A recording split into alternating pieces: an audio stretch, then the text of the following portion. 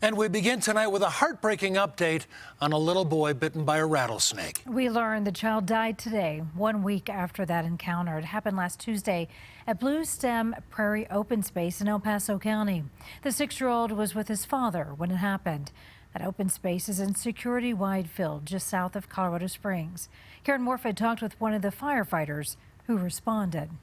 This open space is surrounded by homes, making this trail well used. And like many here in Colorado, anyone on it runs the risk of encountering a rattlesnake. In this case, it was a child.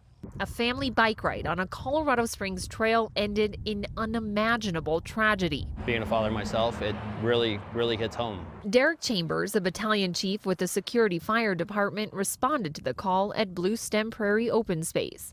A father with his 2 kids were taking a water break on that bike ride when his 6-year-old son ran ahead and was bitten by a rattlesnake. As soon as the kid was bitten, the dad grabbed him and started running towards the street and screaming for help. First responders were on the scene within minutes and a helicopter quickly followed.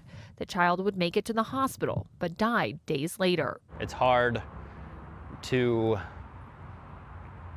imagine what that family is going through. Chambers says it was his first response to a bite at the open space in 12 years, but that sightings are common. Eric Chapin runs in the same area daily. I try to avoid them. Sometimes I'll just stop and wait for him to clear the trail. Chambers says should a bite happen, there are several things to remember. Stay calm, try and slow down your heart rate, pretty much get the kid or get the patient to the hospital as fast as possible. Experts also say to try and keep the bite below your heart, and if you can, wash it with soap and water, but don't put a tourniquet on it. They say despite what you've heard, also don't try and get the venom out yourself. Now, family and friends of that young boy are trying to help the family with expenses. They have started an online fundraiser. In Colorado Springs, Karen Morford covering Colorado First.